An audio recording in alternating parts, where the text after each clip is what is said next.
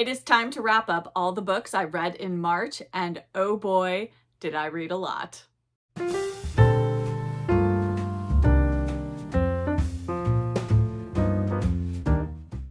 Hello book friends, I'm Jen and welcome back to my reading life and welcome to my March reading wrap up. March was a month where I read quite a few books. I read a total of 17 books in March. 17 feels like a good number to read in March. March 17th is St. Patrick's Day.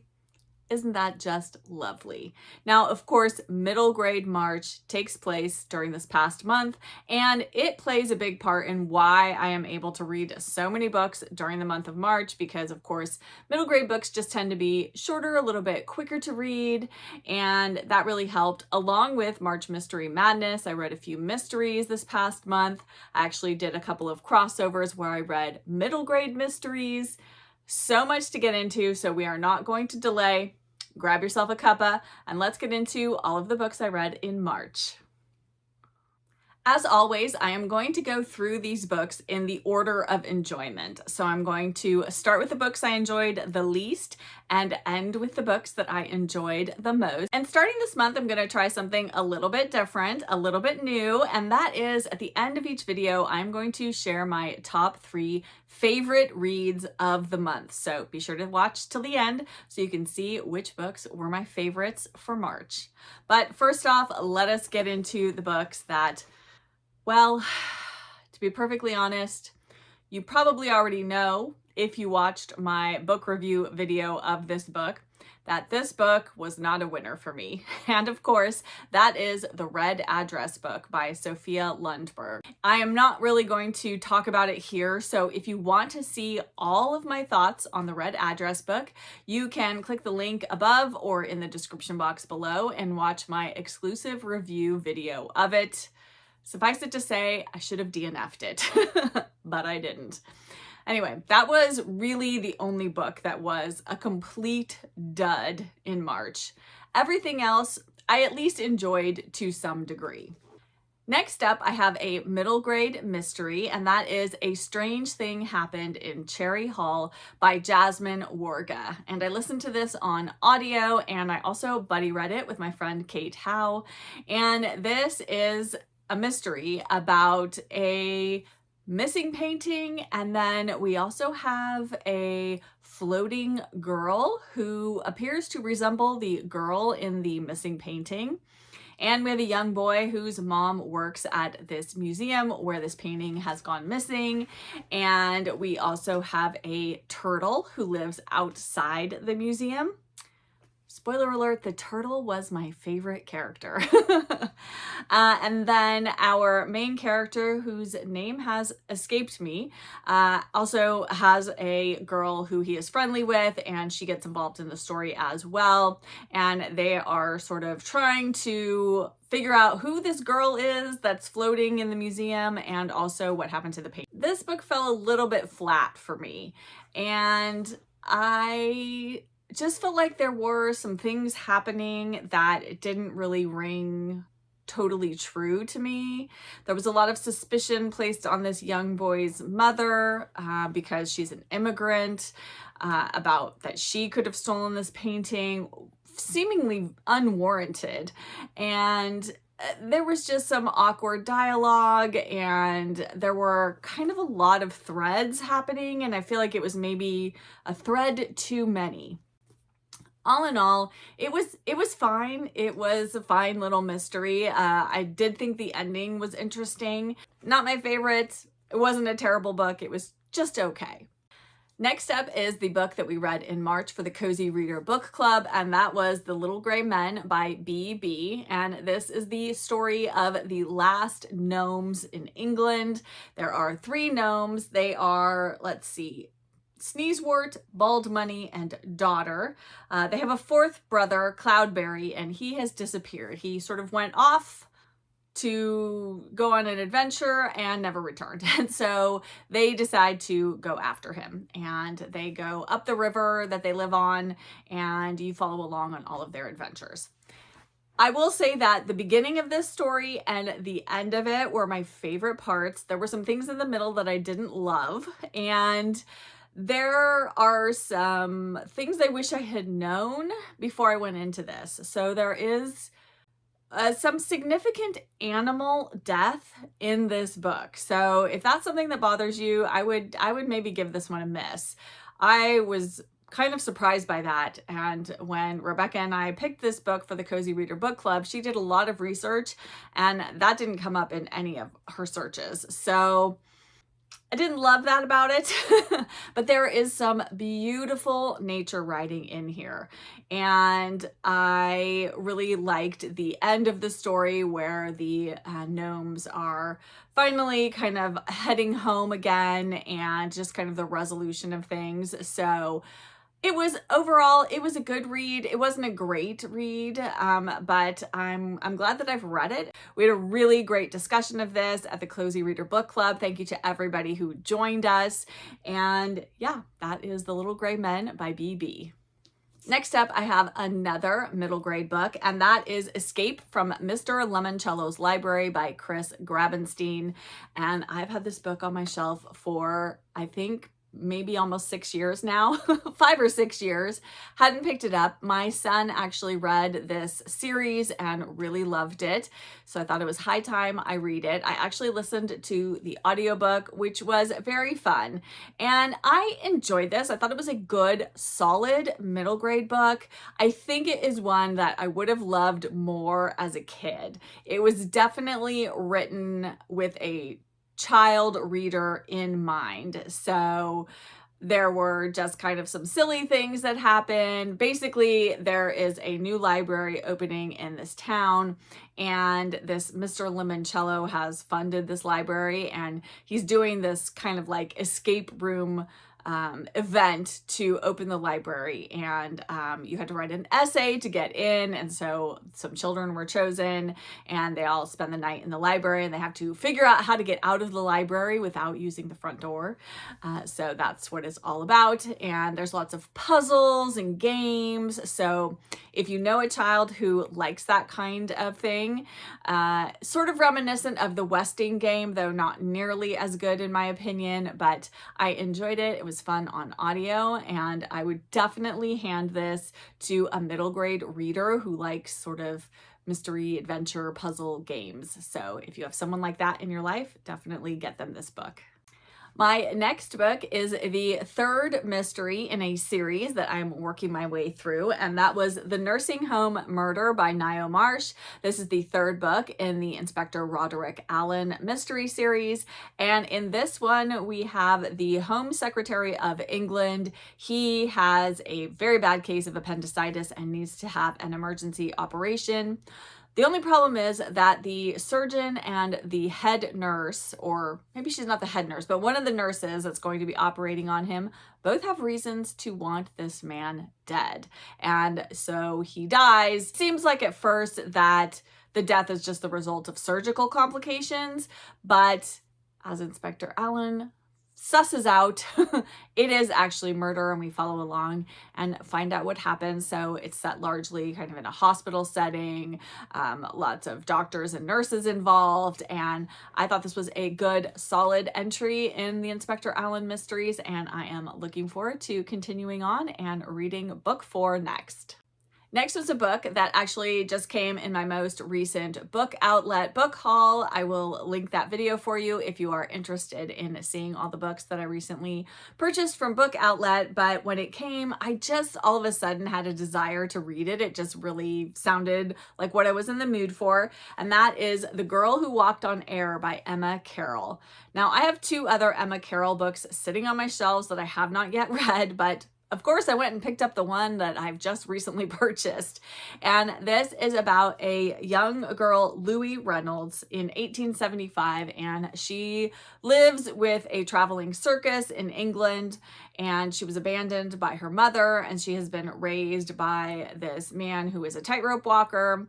And she's too young, really, to be in the circus. The circus owner doesn't want her to be in the circus. She's like a ticket taker. She helps out behind the scenes. She does sewing of costumes, but what she really wants to do is walk the tightrope, and she's been secretly practicing. And Louis clearly has something in her background that is a secret that she's not being told. And there is a second circus that is kind of a rival to the circus that she's in that comes into play. And there is another famous tightrope walker who she sort of emulates, and he plays a piece in the story. So there are a lot of things happening. At the very beginning, there's a very bad accident that happens, and that kind of spurs the story along. And eventually she makes her way to the United States and to Niagara Falls, and that's kind of where the denouement happens. Again, this was another enjoyable middle grade read, but I didn't love it. And some of that had to do with the characterization of Louis, and some of the dialogue just didn't ring true to me. And when I struggle with the dialogue sounding natural to me, that really kind of pulls me out of a story. And I did learn while I was reading this that this is one of Emma Carroll, if not her first book, it's one of her very earliest books that she wrote. I will say that I really enjoyed the end of this. I thought the denouement was very, very engaging, and I liked the resolution of things. I definitely want to read more by Emma Carroll. I just think this book may have been a case of a young writer still finding her footing. Next up, we are back to another mystery. And again, this is another mystery in a series I am working my way through, and that is The Woman in Blue by Ellie Griffiths. This is part of the Ruth Galloway mystery series. It's somewhere around 8, 9, 10, 8, 9. One of those. It's one of those in the series order. This story starts out, and one of Ruth's good friends, Cathbad, he is a druid, and he's such an interesting and memorable character in the stories, but he is house sitting for a friend at this house that kind of sits at the entrance to a churchyard. And he goes out one evening because he's cat sitting, and his friend's cat has gotten out and gone into the graveyard, and he goes out there and he sees this woman in blue in the graveyard, and he thinks maybe he's had a vision of like the Virgin Mary or something like that. And then it turns out there is a woman who is found dead, this same woman that he saw in the churchyard. And so then DCI Harry Nelson, who is the detective in this series, gets involved. Now, I will say about this, Ruth's role in this mystery is very minor. So I didn't love this one as much as I have loved some of the other Ruth Galloway mysteries, mostly because I wanted more of Ruth. And she plays a bit of a backseat in this one. So I'm hoping in the next mystery, she comes back to the forefront a little bit. And the mystery itself was good. It was interesting. I didn't figure out who done it. I thought it was one person, and then it turned out to be somebody else. So a good entry, not one of my favorites in this series, but I am still looking forward to continuing on, and I'll be so sad when I finish it. I'm going to have to start it right over again. My next book was Seaview House by Elizabeth Fair, one of the furrowed middlebrow books from Dean Street Press. And I buddy read this with one of my lovely Instagram friends. And this is the story of two middle-aged sisters, one of whom has a grown daughter. The other sister is a spinster.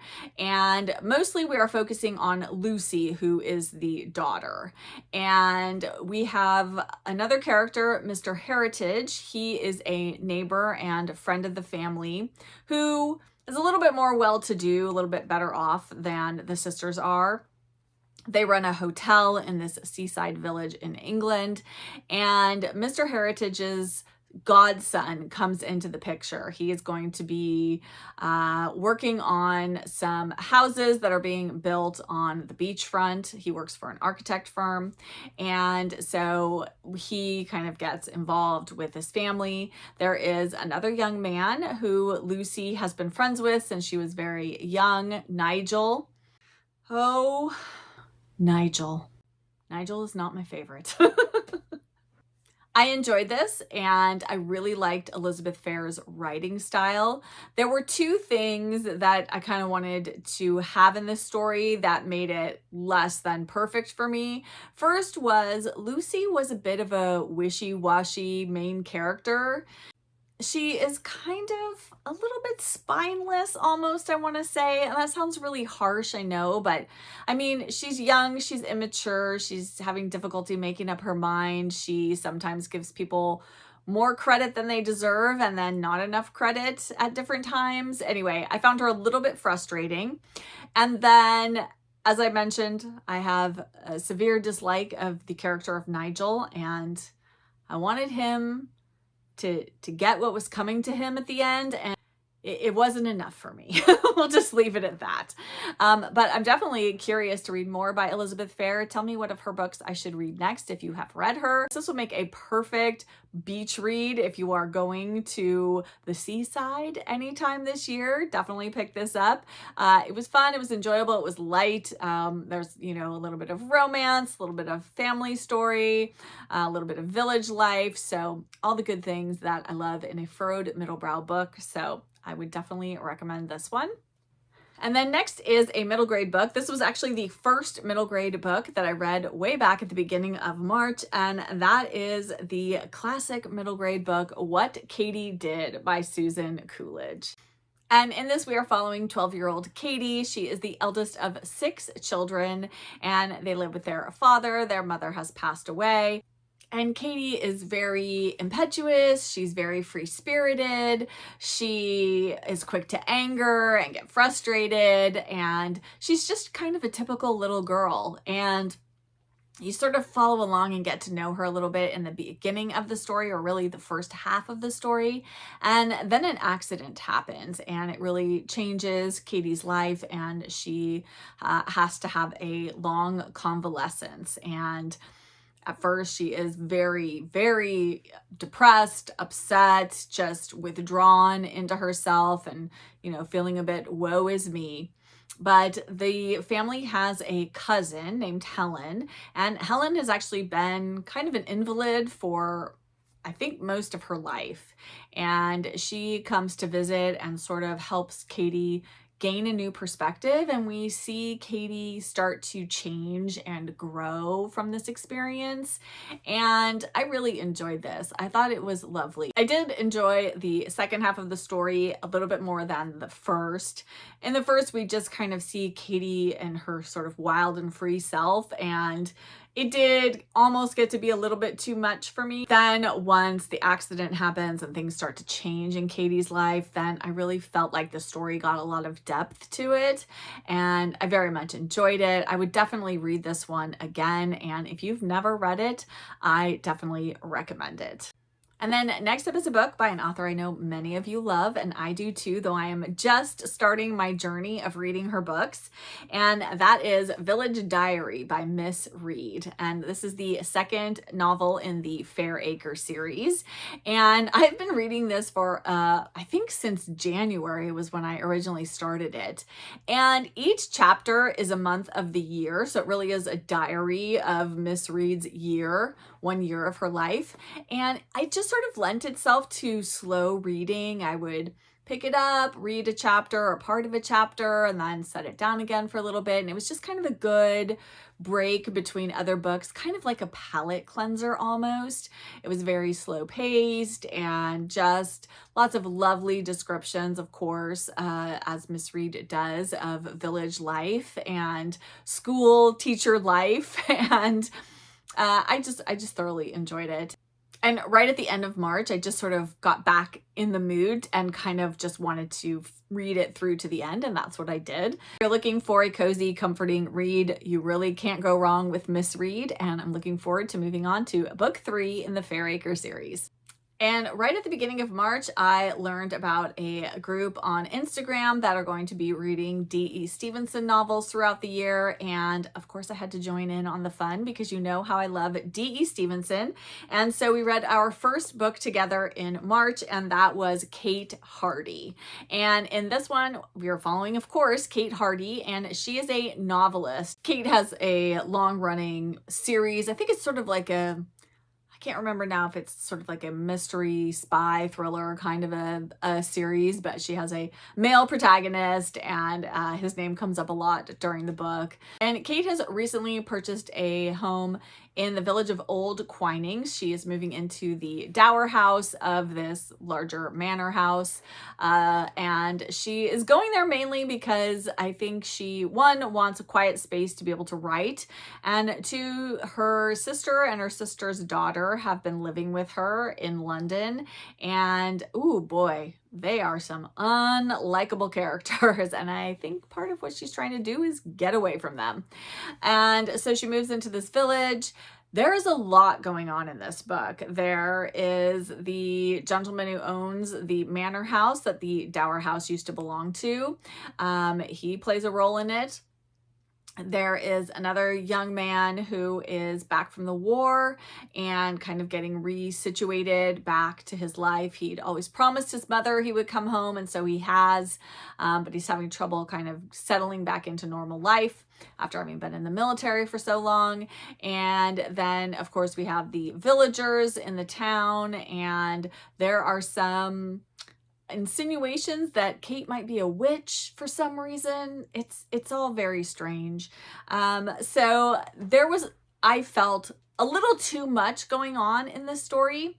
I very much enjoyed Kate herself. I thought she was a great and very typical D.E. Stevenson heroine, very likable. I was drawn right to her. There were a lot of unlikable characters in this book, so that took it down a little bit for me. And like I said, I felt like there were just a few too many storylines happening, and I think it might have been better if it was just a little bit more focused. But I am saying this in comparison to every other D.E. Stevenson novel I have read to date, not in comparison to other books. I still recommend this. This was still a great read. I whipped right through it. It was so readable, such a page turner. So if you are reading D.E. Stevenson and you want to read her to completion, definitely read this one. It is good. But if you haven't read her before, I just would say don't start with this one. Wait until you've read a few other things by her before you get to this one. So good, but not my favorite by her. Next up, we're going back to middle grade and back to mystery as well with Murder is Bad Manners by Robin Stevens. And this is part of, well, it's funny because on here it says a Wells and Wong mystery, but this is the first book in the Murder Most Unladylike mystery series, and that's the title of the book in the UK, Murder Most Unladylike. This is the US title. In this, we are following two young girls, and they go to boarding school together. We have Hazel Wong and Daisy Wells, and there is a murder at their school. And Hazel stumbles upon the body of one of their teachers in the gymnasium. And when she leaves and goes to get help and they come back, the body is gone. It appears the teacher must have fallen from, there was like sort of a balcony of seating area up above, and she must have fallen from there. But of course, with no body, how can they even tell the police that a murder has happened? And so at first, the faculty are saying that the teacher has left the school, and, then it turns out that maybe she's missing or something like that. And but Daisy and Hazel take it upon themselves. They have a little detective club that they have formed, and they are going to solve the crime. I was curious and engaged enough with the story to want to continue on, to want to see the stories develop, see the characters develop and their relationships. I loved the boarding school setting. I love that there is a map at the beginning of the book, as well as a character list of both the staff and the girls at the school. Very, very fun. I really liked this. I thought it was fun. I really especially liked Hazel Wong. She is a fun character. And yes, looking forward to continuing on with this mystery series. If you have been here for any length of time, you know that one of my very favorite books is Heidi by Johanna Spyri. And I have read it and reread it over the past couple of middle grade marches. And while I considered rereading it this year, I thought, no, actually, I have something else on my shelf that I'm going to read instead. And that is the graphic novel version of Heidi. And this has been written by Mariah Marsden and illustrated by O'Fried. And it is absolutely beautiful. Let me show you some of the inside pictures in here. It's just so well done. I will say that I definitely think you should read Heidi first before you read the graphic novel, just to get fully immersed in Heidi's story and know her and know the other characters and come to love them. And then you will really appreciate this. I thought this was beautifully done, and it was just a perfect little escape. One weekend day, I sat down with a cup of tea and just read straight through this, and it was delightful. I love Heidi so much. She's just got such a great spirit. And then next up is a reread that I finished way back at the beginning of March, and that was Miss Bunkle Married by D.E. Stevenson. This was a buddy read with my friend Jacqueline, and we read Miss Bunkle's book together, and then we moved right into Miss Bunkle Married. This is, of course, the sequel to Miss Bunkle's book, and I think the title says it all. We are going to follow Miss Bunkle in her married life. I'm not going to say too much about it because I think you should read Miss Bunkle's book first and follow along. So I'm not even going to say who it is that she marries. But this is just so much fun. And I still struggle with, do I like Miss Bunkle's book best or do I like Miss Bunkle Married best? I think this one just has a slight edge because I really love all the domestic details in this, of them finding a house, of them setting up house. They're getting to know their new neighborhood and all their neighbors, and they have some friends and family to stay and different things, and it's just so lovely. And if you enjoyed Miss Bunkle's book, do not miss this one. I highly, highly recommend it. So glad that I reread it and that Jacqueline and I got to chat about it. It's just wonderful. I cannot sing its praises high enough. Love this book and this whole series. It's fabulous. And this is it. We are now down to my top 3 favorite reads of March. And actually, it's funny, I have a mystery, a middle grade, and a classic. So kind of run the whole gamut of things in this top 3. First up is the mystery that made it to the top 3, and that is Mrs. Polifax and the Whirling Dervish by Dorothy Gilman. This is book, again, somewhere in the 8, 9, 10 range of the Mrs. Polifax books. I can't remember exactly where I am. In this one, we find Mrs. Polifax off to Morocco. And I think the setting of Morocco had a lot to do with how much I loved this entry in the series. It was so much fun to armchair travel to Morocco. And in this one, there is a lot of who can Mrs. Polifax trust? What exactly is going on here? It was really hard to know where everyone's loyalties were lying, and I really liked that about it. I really felt like it ratcheted up the tension by not really knowing who Mrs. Polifax could trust in this situation, and I thought it was really propulsive, and the story just moved along at such a great clip. I read this in I think about 2 days, and I absolutely loved it. It's definitely one of my favorite in the series to date. So if you are reading Mrs. Polifax or you have read Mrs. Polifax and you want to reread one, I definitely think this is a great one to come back to. I know I will come back to this one again. So I absolutely loved it. And then the middle grade that made it into my top 3 for March is actually a sequel to another book that I also absolutely love. And that is Miss Agnes and the Ginger Tom by Kirkpatrick Hill. And in this one, of course, we are following, again, the same characters that we followed in The Year of Miss Agnes. So we have a group of school children who live in remote Alaska, and Miss Agnes had come the prior year to teach school for them. They've had a really hard time keeping teachers in Alaska. They don't last very long. It's just so remote and isolated and a difficult life, and so nobody has lasted. But Miss Agnes does. She stays for the whole school year.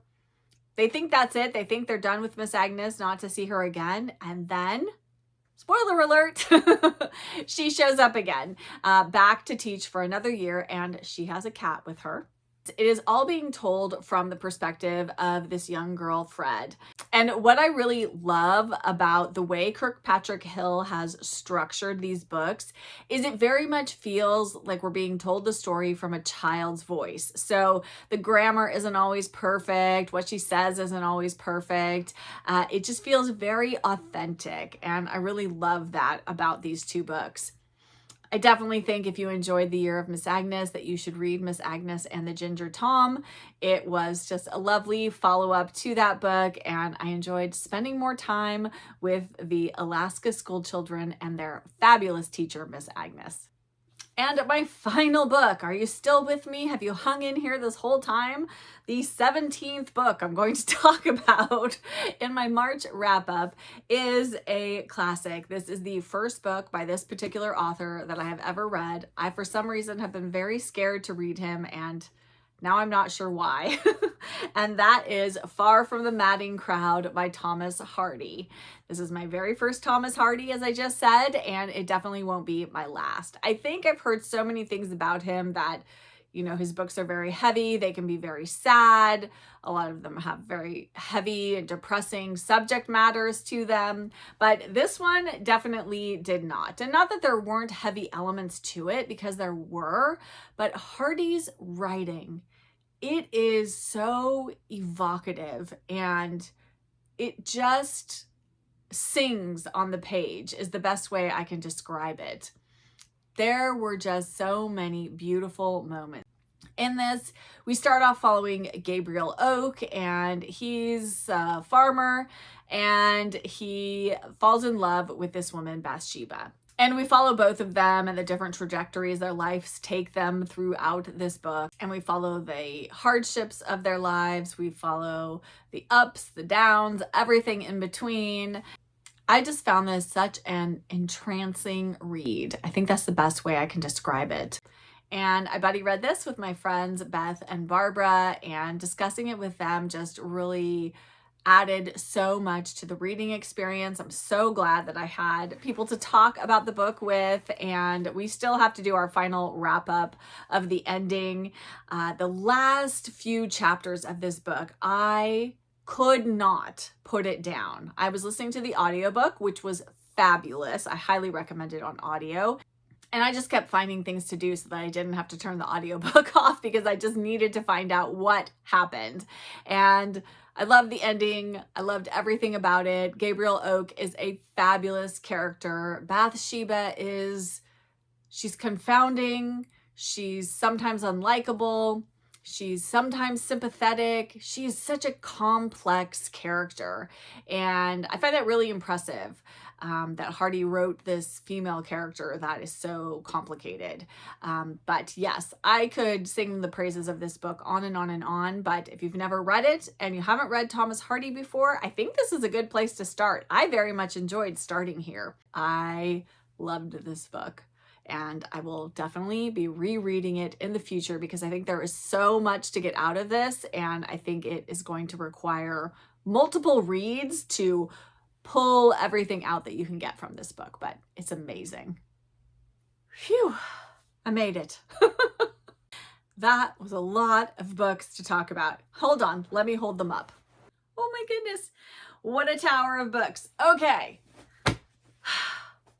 Thank you all for watching, and I would love to chat with you in the comments. What did you read in March? Did you have something that you read that you absolutely loved? Are you interested now in reading any of the books that I talked about in this video? Let us chat all things March reading down in the comments below.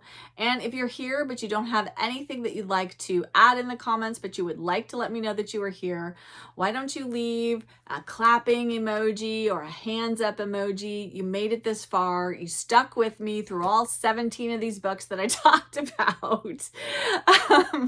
So leave those emojis down below. I love seeing them and knowing you were here, and those comments really, really do help my channel, and I so appreciate them. as do, of course, likes and hypes if you are on the YouTube mobile app. And if you're new here and you have just found me and you haven't yet subscribed, but you would like more monthly wrap-ups, more book hauls, more book recommendations, all of the bookish things, then I would love it if you would hit subscribe and join my cozy bookish community. Thank you all so much for being here and taking time out of your day to spend it with me. An extra thank you to those of you that pushed the super thanks button on my last video. I so appreciate that little bit of extra support that you give to me and my channel. As always, I will be back with another video very soon. And until then, I wish you a good book and a warm cuppa. Bye.